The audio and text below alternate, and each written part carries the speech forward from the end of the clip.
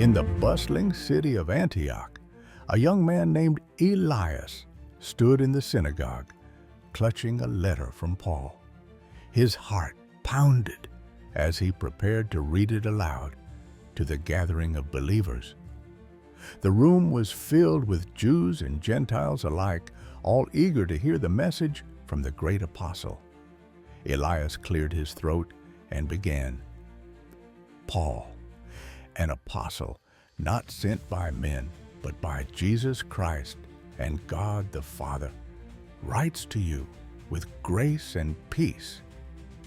The room fell silent. They had heard rumors of trouble. Some teachers from Jerusalem had been saying that Gentile believers needed to follow the Jewish law to be truly accepted by God. But Paul's letter carried a different message. Paul's words echoed through the chamber.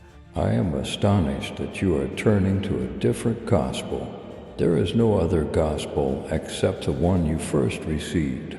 Even if an angel from heaven preaches another gospel, let them be cursed.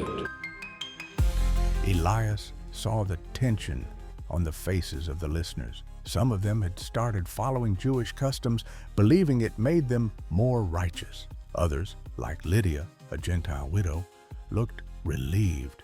He continued reading about how Paul received his gospel directly from Jesus, not from men. Paul even confronted Peter himself when he acted hypocritically, refusing to eat with Gentiles out of fear of offending Jewish believers. We are justified by faith in Jesus Christ, not by works of the law. If righteousness came through the law, then Christ died for nothing. Gasps rippled through the crowd. The idea was radical. Freedom from the burden of the law. Could it be true? As the letter went on, Paul reminded them of Abraham. Did Abraham become righteous by obeying the law? No. He believed God, and it was credited to him as righteousness. Lydia wiped tears from her eyes. She had always felt like an outsider. Could it be that she was truly a child of God simply because of faith?